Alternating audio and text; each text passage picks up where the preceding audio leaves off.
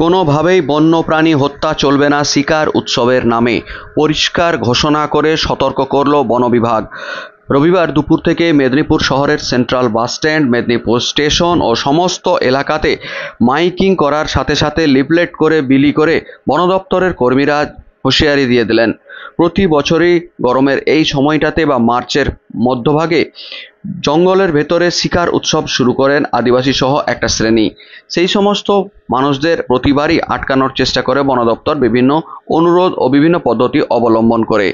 এবারে সেই উৎসব শুরুর আগেই কড়া হুঁশিয়ারি বিভিন্ন এলাকাতে, মেদিনীপুরের সেন্ট্রাল বাস স্ট্যান্ড, স্টেশন ও বিভিন্ন এলাকাতেই এই মাইকিং করতে দেখা গিয়েছে। বন দপ্তরের পরিষ্কার ঘোষণা, কোনোভাবেই বন্যপ্রাণীকে উত্ত্যক্ত করা, প্রাণী হত্যা করা, এমনকি শিকারের উদ্দেশ্যে অস্ত্র নিয়ে ভেতরে প্রবেশ করলেও কড়া ব্যবস্থা নেওয়া হবে।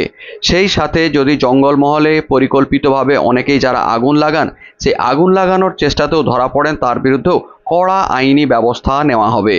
শুনে নেওয়া যাক কি বললেন মাইকিং করে বন দপ্তরের কর্মীরা।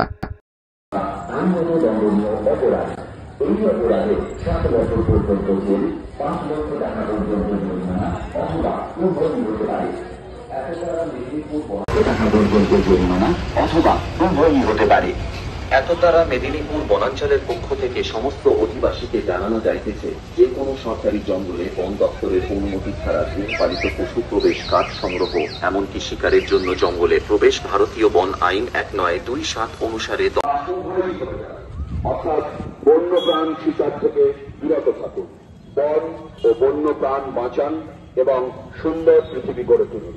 সুস্থ থাকুন, ভালো থাকুন। সতর্কবার্তা: বন্যপ্রাণ সংরক্ষণ পরিমার্জিত আইনত দণ্ডনীয় অপরাধ। এই অপরাধে 7 বছর পর্যন্ত জেল, 5 লক্ষ টাকা পর্যন্ত জরিমানা অথবা উভয়ই হতে পারে। বন আইন 1927 অনুযায়ী শাস্তিযোগ্য অপরাধ। প্রসঙ্গত উল্লেখ্য, শিকার কার্যে ব্যবহৃত যানবাহন, মোটর সাইকেল, অস্ত্র বাজেয়াপ্তকরণের যোগ্য। সবার সক্রিয় অংশগ্রহণে জঙ্গল মহলের এই অরণ্য জীবজন্তু হয়ে উঠুক সংস্কৃতির পীঠস্থান। আদেশ অনুসারে বিভাগীয় বনাধিকারী, মেদিনীপুর বন বিভাগ।